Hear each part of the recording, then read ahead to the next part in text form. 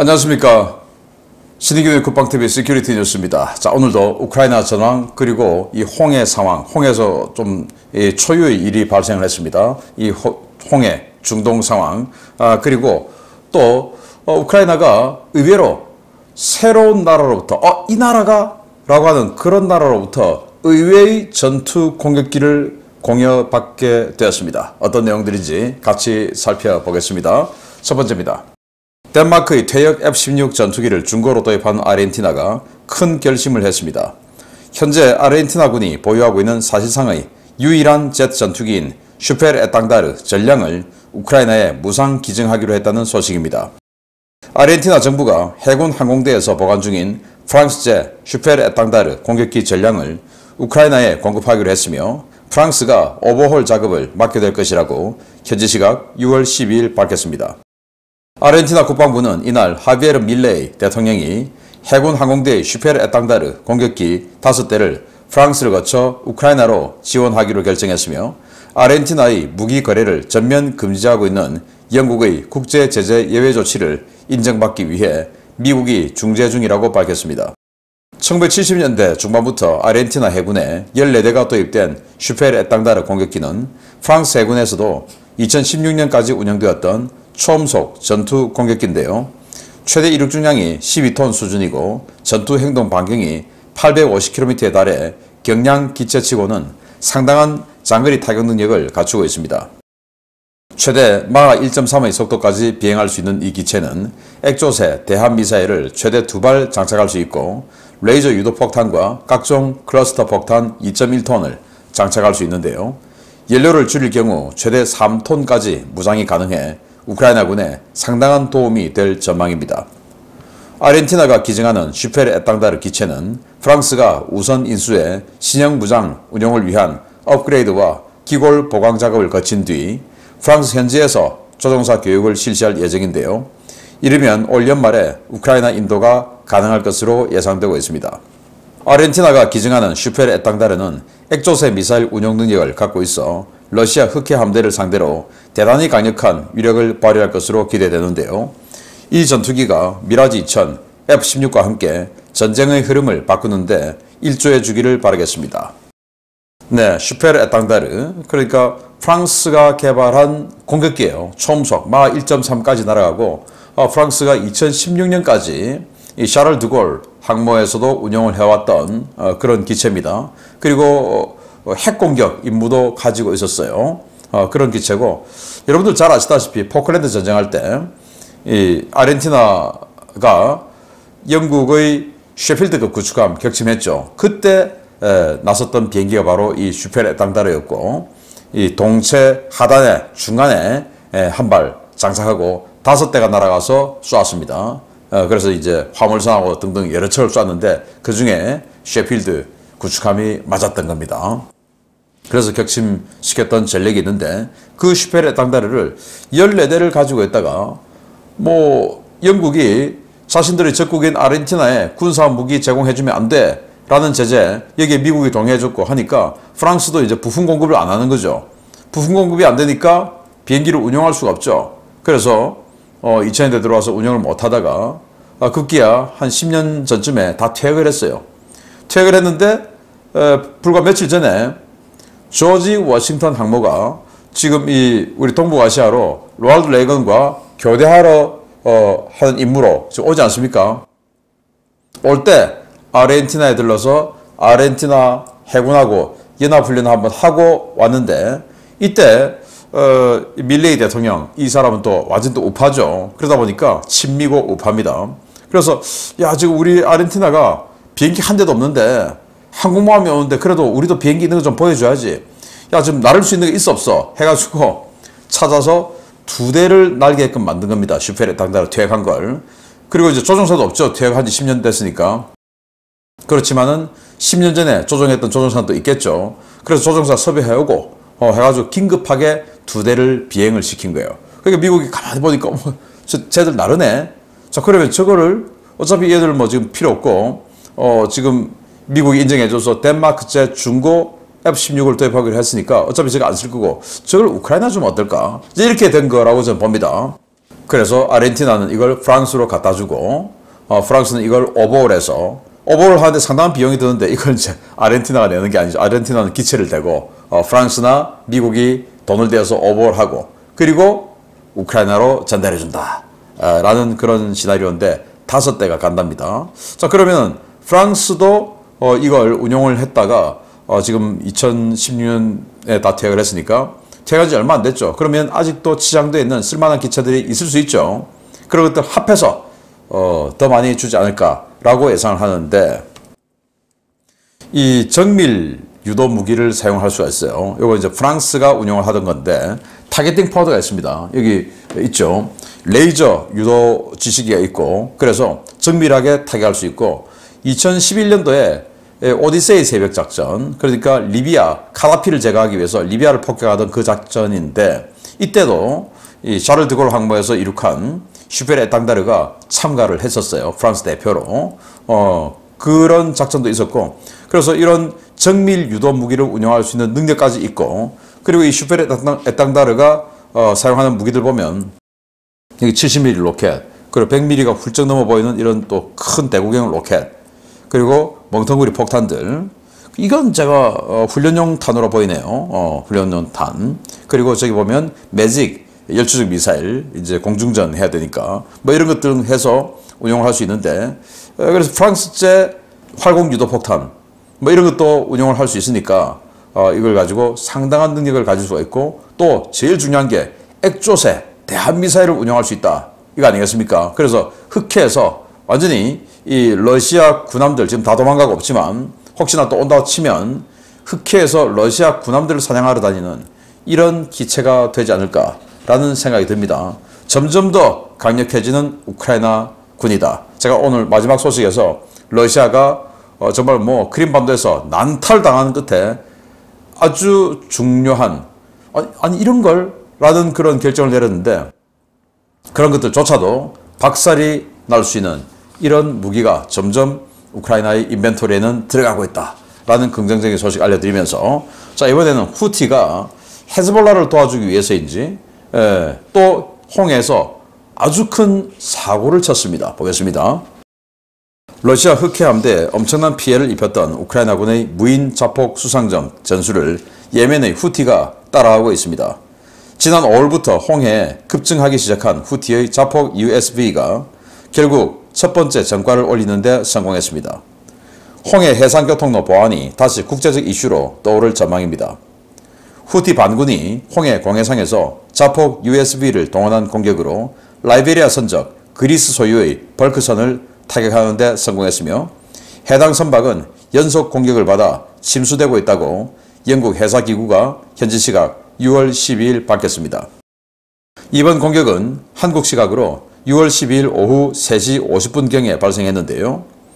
UKMTO 보고서에 따르면 피격된 선박은 라이베리아 선적 82,000톤급의 벌크선 튜더이고 자폭 USV와 공중 자폭 드론의 연속 공격을 받은 것으로 전해졌습니다. 튜터는 지난 6월 8일 이집트 포트 사이드를 출항해 홍해상에서 남하 중이었는데요. 피격 후 최초 보고에서 승조원들은 6에서 7m 크기의 흰색 보트가 고속으로 달려와 선미를 강타했으며 이로 인해 조타기가 파괴되고 선체에 구멍이 뚫렸다고 밝혔습니다. 튜터 승조원들은 선박이 통제 불능 상태가 된 직후 공중에서 미상 비행체가 날아와 선수 갑판의 부분에 충돌했다고 밝혔는데요. 두 차례 걸친 연속 공격으로 튜터는 심각한 손상을 입고 공해상에서 침수가 진행되고 있습니다. 해당 사건을 추적하고 있는 영국 글로벌 보안 컨설팅 업체인 EOS 리스크 그룹은 후티가 공격에 사용한 USV는 500kg급의 탄두 중량을 가지고 있고 흘수선 밑에서 폭발하기 때문에 일반적인 상선에 대단히 치명적인 위협이라고 평가했는데요. 이와 관련해 영국 해사당국은 해당 선박에 대한 군의 구조 작업이 진행 중이며 침몰 여부는 아직 확인되지 않았다고 밝혔습니다. 튜터가 침몰할 경우 홍해에서 후티에 의한 첫 번째 민간 선박 격침 사례이자 USV를 사용한 첫 격침 사례가 되는데요. 점점 다양해지는 후티의 해상교통로 위협에 대해 서방 세계의 실효적 대응책 마련이 시급해 보입니다. 네, 이 배입니다. 이 배. 그런데 이 배가 지금 침몰되는 모습이 아니고 이 배의 평소 모습이에요. 지금 침몰되는 상황은 지금 공개되지 않았습니다. 아까 자료 사진으로 나왔던 건 다 그냥 다른 참고 사진이지 이 배가 아닙니다. 자, 어디냐? 이 홍해 최남단 바벨만데 해협이 시작되는 바로 그 지점, 이 화살표의 끝단 지점 여기입니다.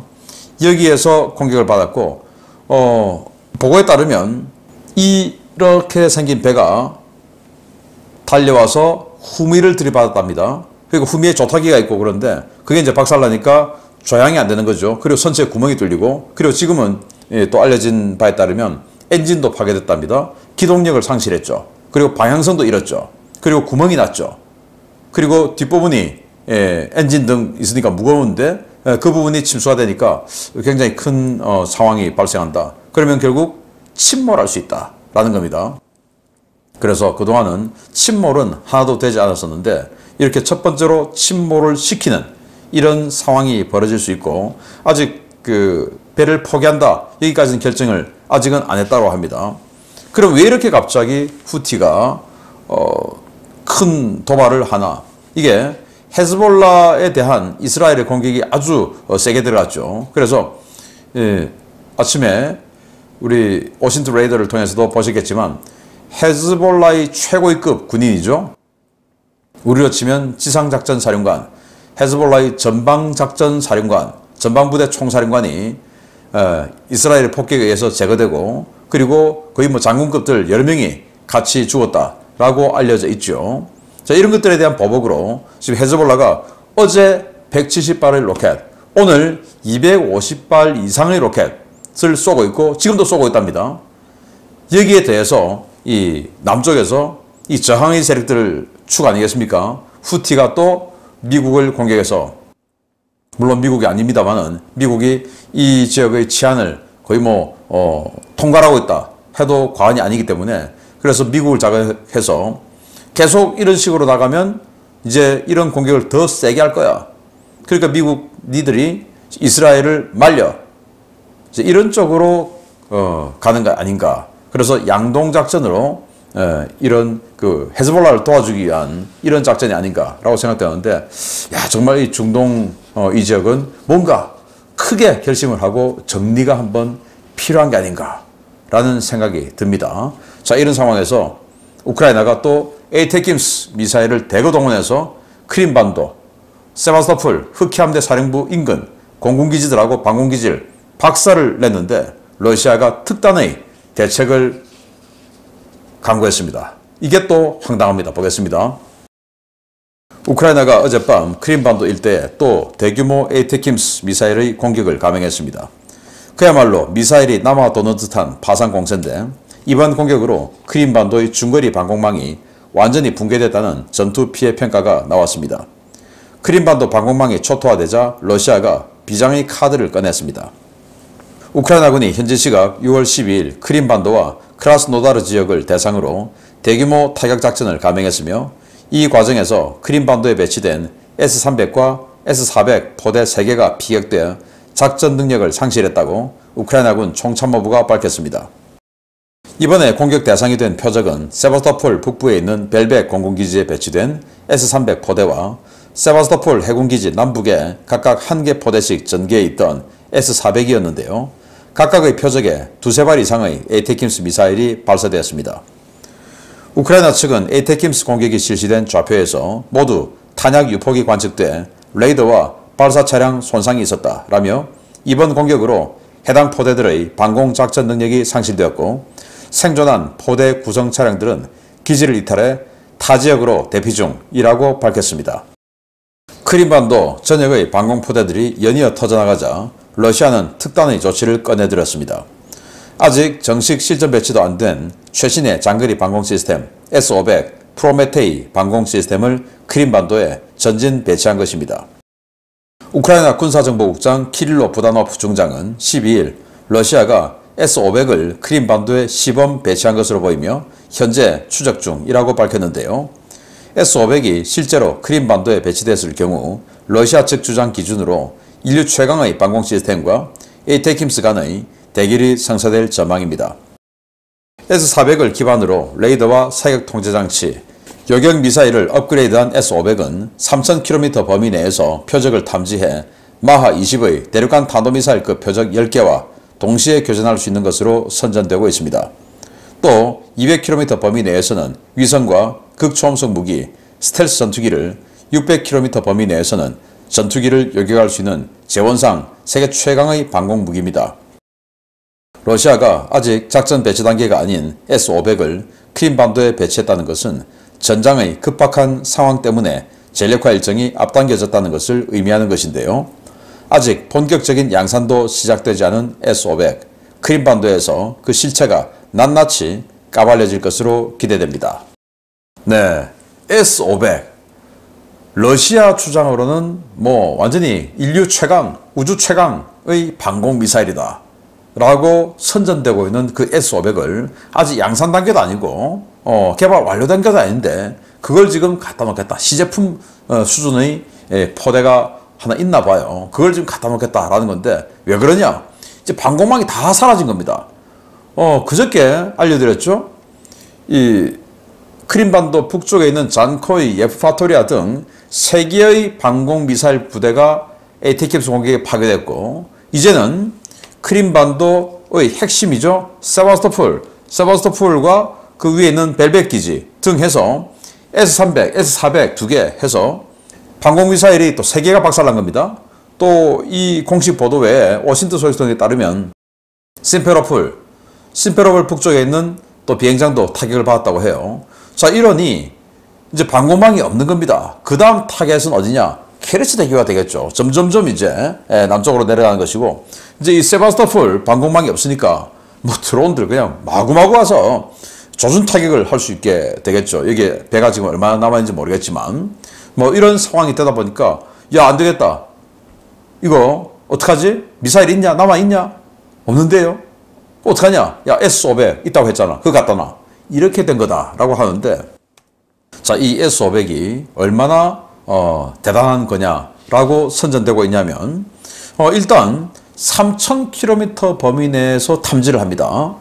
그리고는 ICBM급 ICBM이 마지막 종말 단계에 한 마하 20 정도로 돌입을 하죠. 그거 10개와 동시 교전할 수 있다.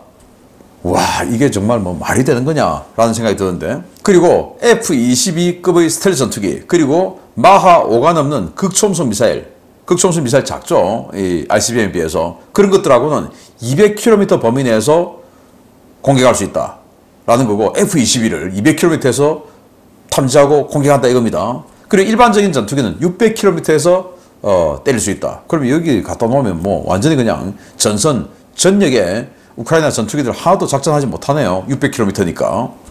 이런 말도 안 되는 성능인데 이게 정말 구현된다면 이거는 미국의 지금 이지스함에 들어가는 SM-3 그리고 SM-3가 이제 최대 2,500km까지 요격할 수 있지 않습니까? SM-3 그리고 사드 그리고 팩3 이 모든 것을 합한 정도 성능의 정말 궁극의 미사일이다. 방공 미사일이다. 라고 볼 수 있는데 적어도 위성까지 요격할 수 있다고 하니까 그런 건데 자, 그러면 미국 입장에서는 이게 굉장히 궁금하겠죠. 자, 그러면 이제 제가 미국이라면 또 제가 미국이라고 하는 것은 당연히 그렇게 한다는 말입니다. 야, 우크라이나 니들 우리하고 합을 좀 맞추자. 언제 어느 때 공개할 건가? 우리가 세팅해 줄게. 그래서 RC-135 리벳 조인트 글로벌 호크 딱 보내가지고 이 초계를 쫙 하면서 영공선 밖에서 초계를 쫙 하면서 내가 고 하면 때려줘. 그러면 이제 이 방공작전을 하기 위해서 레이더를 켜고 막 돌리지 않겠습니까? 그러면 그 레이더파, 전자파 특성 신호정보 전부 다 수집하겠죠? 그러면 이 S-500이 작전할 때 방사하는 이 레이더파 이걸 다 수집을 할 겁니다. 그러면 이걸 이제 수집하는 게 어떤 가치가 있냐? 수집했으니까 이 레이더파를 제밍할 수 있는 방해 전파를 또 개발할 수 있죠. 그래서 실전 배치도 되기 전에 지금 미국에 완전히 정보가 다 노출될 가능성이 아주 커졌죠. 미국으로서는 너무 좋죠. 지금 S-500이 그렇게 좋다는데 야, 전파 지금 다 훔치자. 그리고 딱 리벳 조인트하고 글로벌 호크 딱 대기시키고 자, 이제 우크라이나 쏴. 또 여러 발 쏴.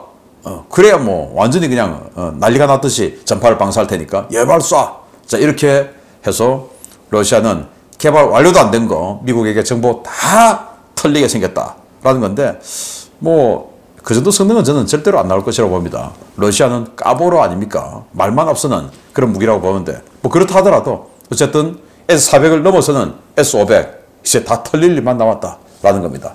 마치겠습니다. 감사합니다.